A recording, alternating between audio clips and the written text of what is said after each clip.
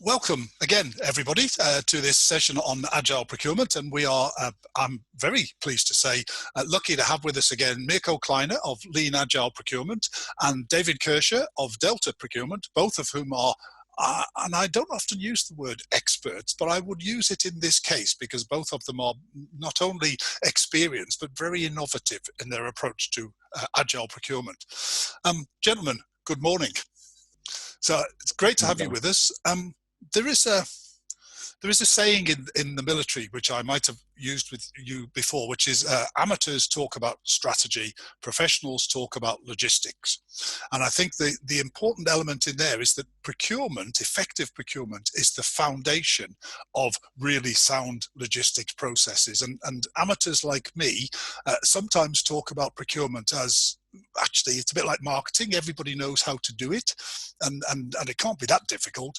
Of course, we do know that not everybody knows how to do procurement, and it is a complex procedure. And what makes it so complex is the context in which procurement is delivered. And that's because internally, you've got the demands of the organization, and externally, you've got the capabilities of the marketplace. And both are features of characteristic mindsets in the organization and in the provider marketplace, which create behaviors. And as we know, behaviors tend to become habits, especially when they are comfortable habits, and that gets in the way of agility. So the first question I wanted to pose to you both is, in your experience, what are the most resistant habits of traditional procurement that hinder the adoption of agility? David, can I come to you first with that? Yeah, just before we get on to that then, John, it's interesting to look at why procurement is complex. Yep. Ultimately, it's buying stuff or acquiring stuff. It's getting things, and we've seen the last few months the need to buy real necessary products and services rather than luxury services. I'm not saying luxury services are not important. They are important to some people, but at the moment, globally, we're seeing the need to buy the necessary services to survive and have shelter, food, drink, and medical services. Now, easily we can see that when you're procuring stuff, the complexities around that often involve more than one supplier. They often involve 3, 4, 5 suppliers just for one part of one thing of one bigger thing. So it's important that we consider why people often view procurement as a strategic element, but also, to your point, why it's sort of based on tactics as well. Now, we need to think about all of the things that happen historically to create a mindset in terms of why procurement people are often the last to be flexible in their procedures and policies. Most of what procurement people do is based on previous experience, and never have these people haven't had time to contest previous problems because they're busy. They're being busy people buying stuff. Where we've had some success is where we've been allowed to pause and look backwards, do a retrospective and see where we could have done things better, made some amends to those cultures, those policies, those documentations, and then move forward to make it easier next time. So that's very interesting because it tells me that the very experience that procurement professionals have, and of course that will be in most cases very, very positive experience because they've learned over time to make it a positive experience, may itself be creating some of those habits that get in the way of agility. Because in a sense, if something is already successful, I've been doing this for years as a procurement professional, why would I want to change that? There's almost an implicit threat in that. So, Mirko, is that a rational assumption on my part, do you think? Oh, muted. I think it's it doesn't count only for procurement. It's just any function, just in general. that was, working the same way very successfully for the past, at least procurement more than 120 years, right? So it's very hard for them to understand why we need to change. And I like to give an example. I recently met a visual facilitator, and he said to memorize a new icon, to draw it, just not, he needs to draw it 50 times until he just can do it out of the box. So I think, and this is valid from my experience, for any humans, not just for procurement people.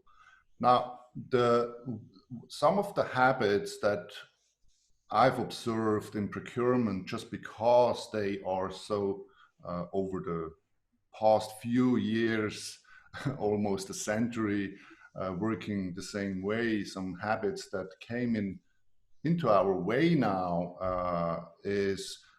was driven by the silo thinking. We are just doing the sourcing, for example, to simplify things. We are owning the budget. So why the product owner has an ambition now to take over that? He want to take something away from us. That creates fear, right? Yep. Also, the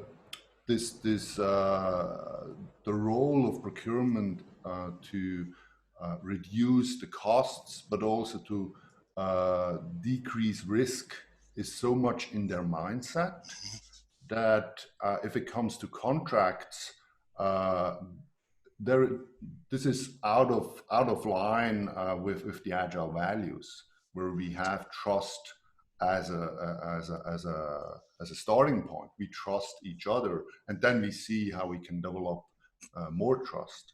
And I think it's, for me, it's important to say we are all humans, and it's nothing special in this change with the procurement function. We just need to get the people where they are, talk to them why some of the habits get in our way now, and then also it's important for the leadership to lead by example and start doing things different, or at least set some new boundaries where they could do things different, at least. Very interesting, because then sorry, David, just going to say that the part of the context then is actually the self-image of the procurement professionals, which is quite important. David, sorry, I interrupted you there. No, I was just going to say, so where I've worked in lots of different organisations, and the measures that I'm measured against as a procurement person are often the savings, which is very important. Adherence to policy, and make sure I don't allow for a legal challenge against the organisation, both in the public and the private sector. Yep. Very few organisations focus on time to market, or looking at the post-procurement, the contract management element of it. And I wanted to pick up on Mirko's point about the leadership thing. So when I've been in organisations, it's, go and procure this thing for me, make sure it's legally compliant, make sure you've got a good deal and you've got savings, and make sure it starts on this date. We then we walk backwards and apply a procurement timescale to that. I suggest we now start thinking about adding the time to market, the time to source to someone's objectives, and make that important. Now, Mirko mentioned about senior sponsorship. That's really important. Now, I've worked in organisations where the senior board members haven't sponsored Agile within procurement. Equally, I've worked in organisations where from day one they've said, we're a bit uncomfortable about this. Please tell us a bit more about it. We'll give it a go. We're not going to give you the full rope at the moment. We'll give you just a little bit. And if it works, we'll give you a bit more. I'm working on an international project at the moment, and we have director generals part of the steering group about using Agile within procuring some multi-million-dollar projects. Now, so important that we've got their buy-in. because they ask the serious questions, the silly questions. They allow you to access people to get their opinions. So it's really, really important that we have that buy-in, and also allow the more junior staff to have that rope to play around with ideas, but obviously not get in a position where they are in trouble and fearful of their own job. Yeah, that's excellent, because that's having the client at the steering group in a lot of ways. Yeah. The two things come out of what you just said there, actually. The first one is in terms of the metrics. Yes, of course, traditionally savings, compliance, and probably the deadline would be the things that would drive procurement. And that idea of thinking of the deadline, let's put aside just the deadline that we've been arbitrarily given for when we want to procure this stuff, and think about what's the time to the outcome that the organization wants to achieve, and how do we as procurement professionals contribute to minimizing that time to outcome, whether it's time to market, time to profit, whatever that might be. So that's quite an interesting concept the procurement professionals recognized as an integral part of fulfilling business need, rather than just, we need to do some procurement now or something like that. The second thing is quite interesting, this idea of the senior sponsorship being applied iteratively, which is an agile way to do things, really, if we think about it. Is experiment and then see the results and then try a bit more. Is that becoming more common, do you think? Or is it something that it would be an easier sell to the C-suite, for example? I think, sorry, Mirko, after you. Oh, yeah. Definitely. I mean, I would just like to add what David said. We always start with the leadership in the business, but also with procurement. Again, put the right people together first. We explain them some of the agile ideas if they are not aware of that. And then we pick out bits and pieces where currently they see the biggest pain point. Could be gathering the needs, could be signing the contract or the negotiations, could be whatever. And then we say, okay, let's do an experiment, right? Make a small step and see what happens, what we learn. Do we get better? Do we get faster? Do we get better feedback, faster to market, whatever? And this is very well recognized. And with these small success stories, people grow. Right? It's the people that could do the job in this new way of doing, but also the leaders. They get more comfortable. The boundaries are put more and more wider, and so on. So this is a very recommended way, and I just can not agree more with David. We do not have the buy-in, even for a very tiny experiment. We just don't start. You just make things worse. And just to pick up on that, I was privileged quite some years ago to work at the UK Government Digital Service, and I went along there with all my traditional procurement things, and they introduced me to this show and tell thing. I never understood what it was about, but they had a cadence of every 2 weeks. Anyone could turn up, either in the room or virtually. There were junior staff, middle staff, there were the senior guys, the chief exec, the board members, who would turn up, see the thing that they were talking about. And remember, because only 2 weeks, the thing they were making was small. The thing they were procuring was a little bit. And they communicated, you could ask questions. What I saw there as a procurement person when we were doing show and tells on procurement products was because the senior board members were there, not all of them, but often there would be 2 or 3 there. Maybe they'd worked out behind the scenes that's what they were going to do.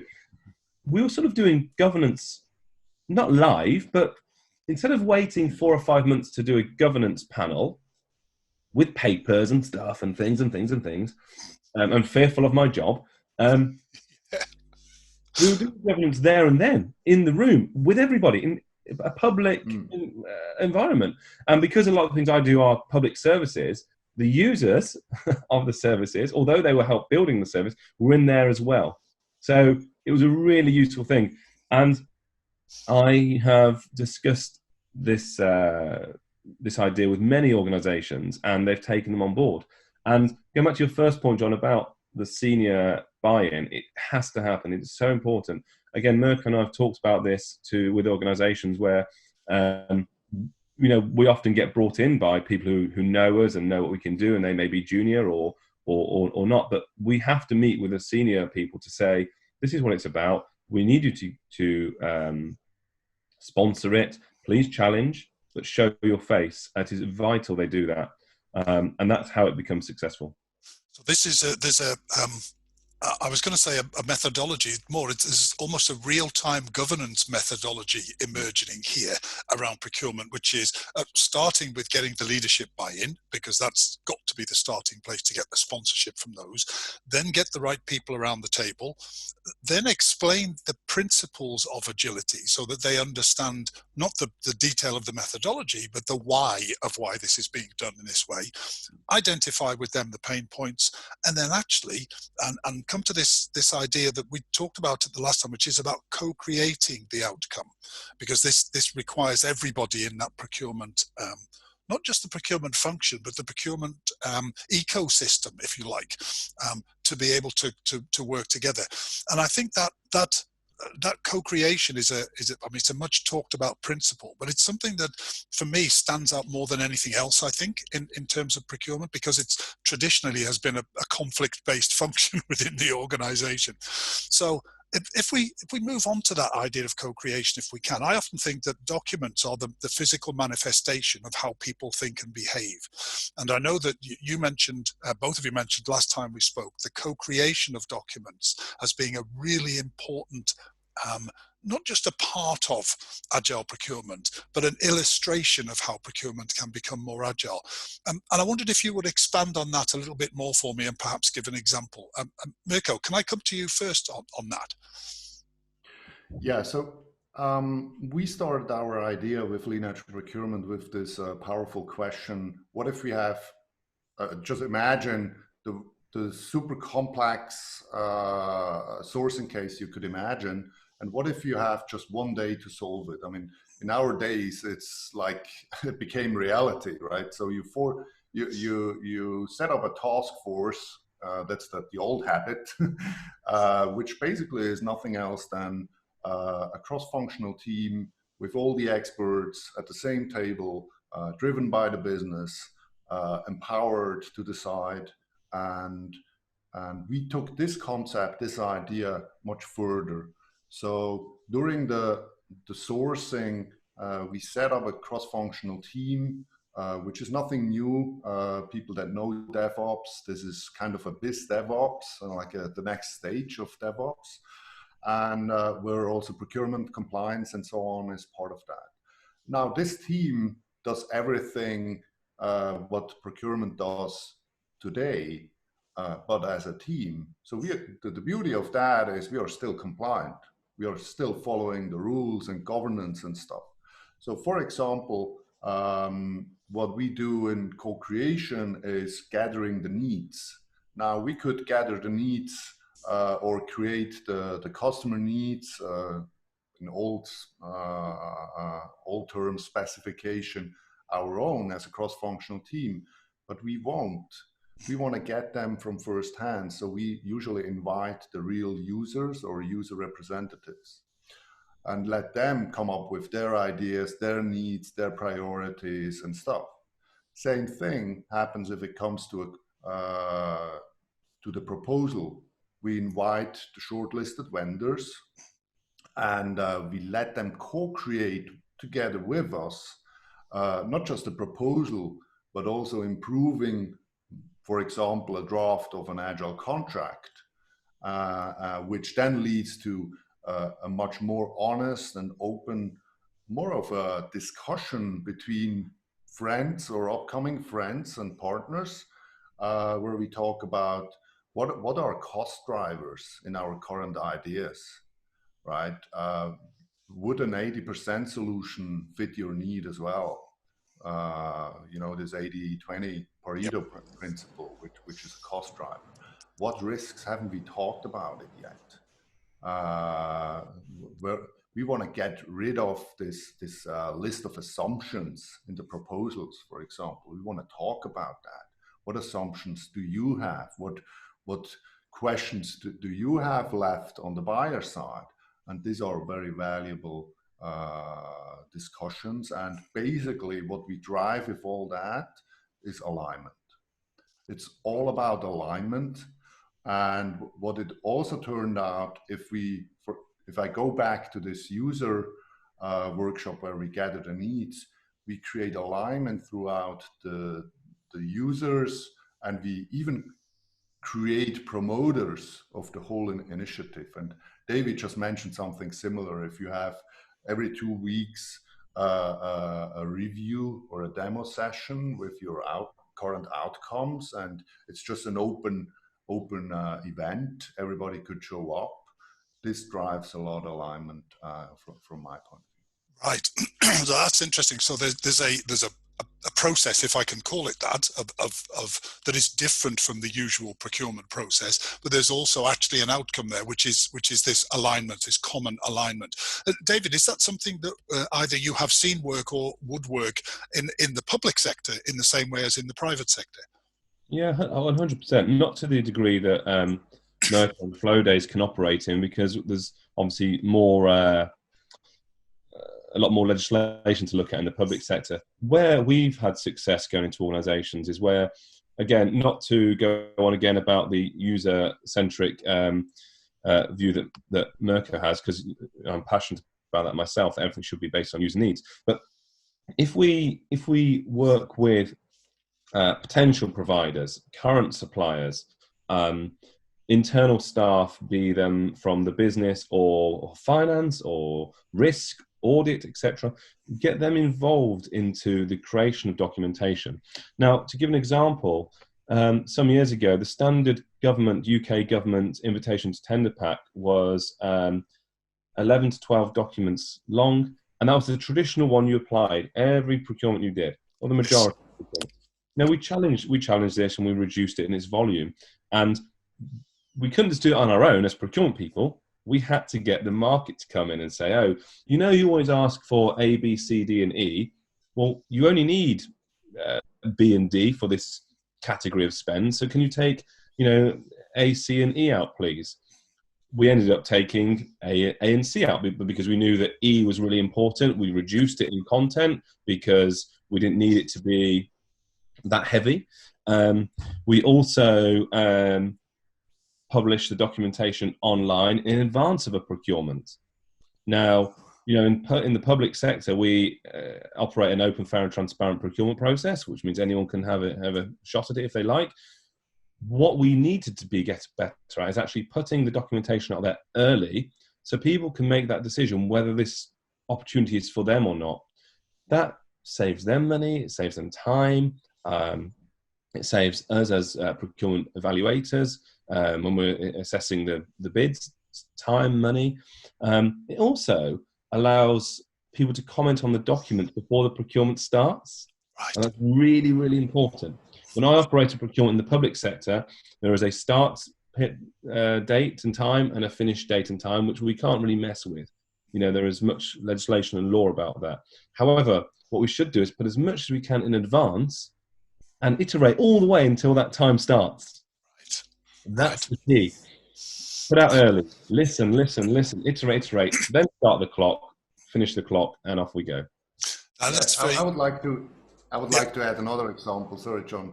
Carry on, please. Because it fits perfectly what David said. So, if you look at the whole process from idea till contract, what we usually forget is the legal team. They're at the end of the chain, right?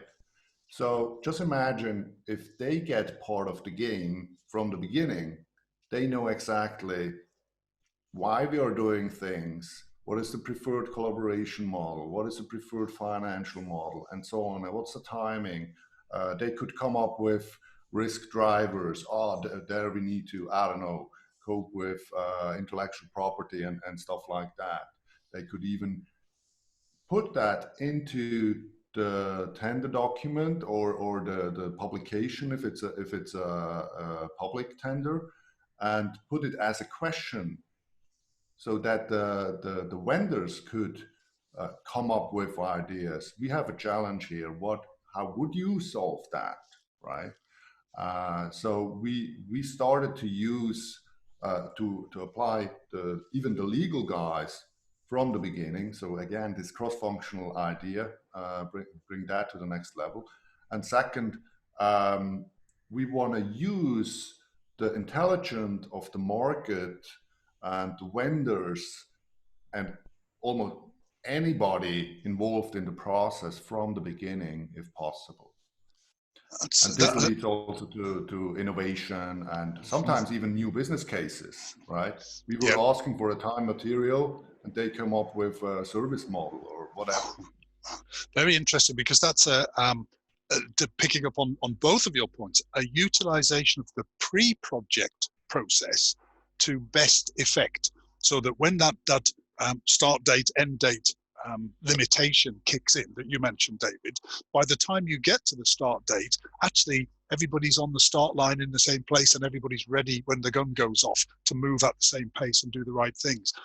And that, in a way, is almost the perfect exemplification of agility. Is actually, before we do stuff, let's make sure we're all aligned, to use your word, Mirko, around the stuff that needs to be done. Is that, this is the sort of the $64,000 question, really. That sounds perfectly appropriate in this conversation. When you present that to people in the real world, do you get take up of this as a concept? Often, just often. So to run a procurement team costs money, obviously. Yeah. They need to make sure they are paid for, so there'll be an internal cost center, and this, for every hour a procurement person spends for your business unit, you need to pay them X. Yep. So naturally, a procurement team will say, oh, we won't get involved until we have to send the documentation out. We'll run the procurement for you, and then we'll hand it back to you to run the contract. No, stop. Get them involved way.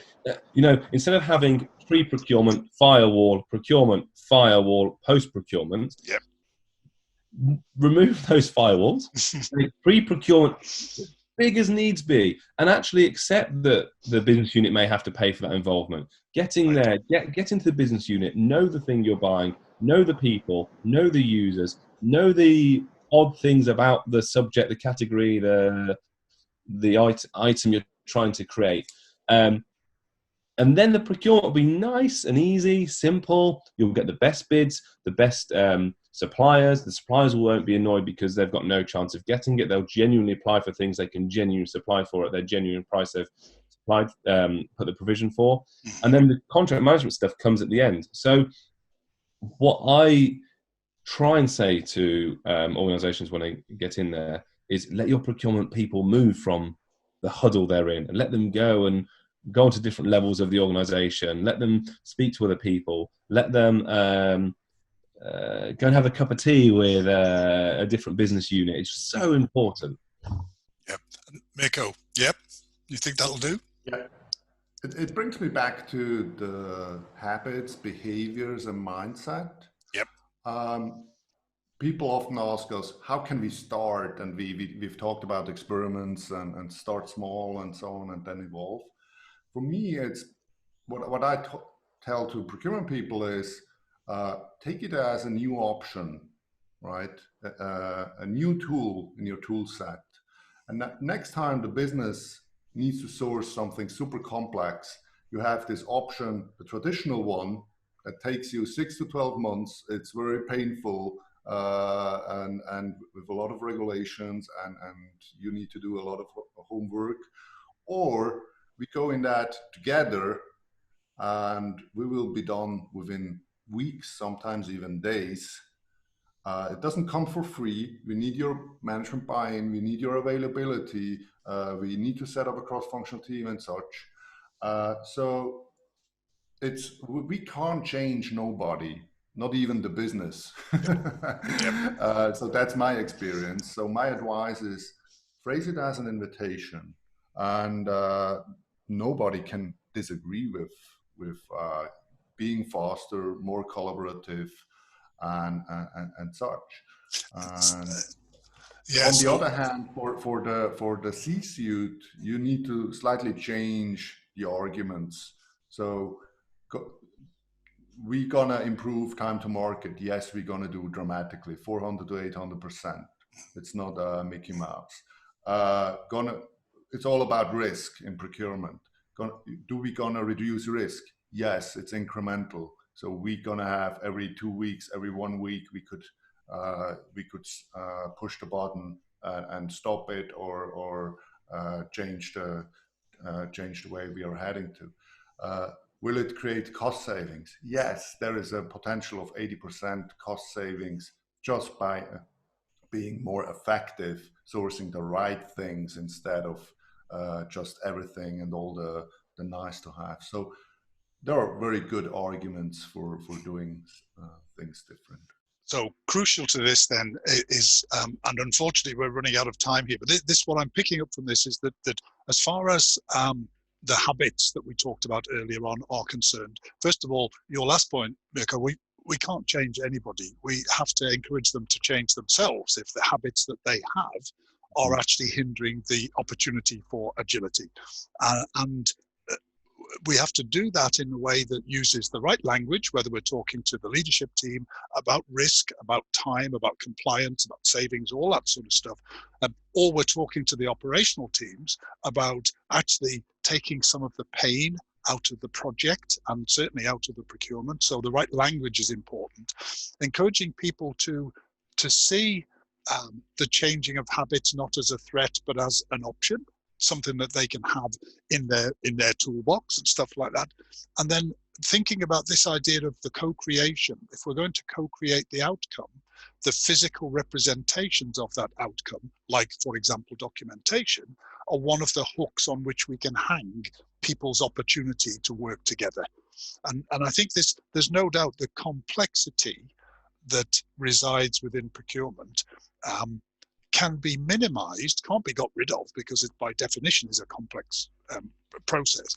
It can actually be minimized if the will is there and if the understanding is there that actually agility is something that does save time, does save money, yet still maintains compliance and will get us the outcome that we want. I don't think we've finished this conversation. I think there's clearly much more that can be said about agile procurement. I think for this session today, I think it remains only for me to say thank you very much indeed to our two guests again, Mirko Kleiner of Lean-Agile Procurement and David Kershaw of Delta Procurement.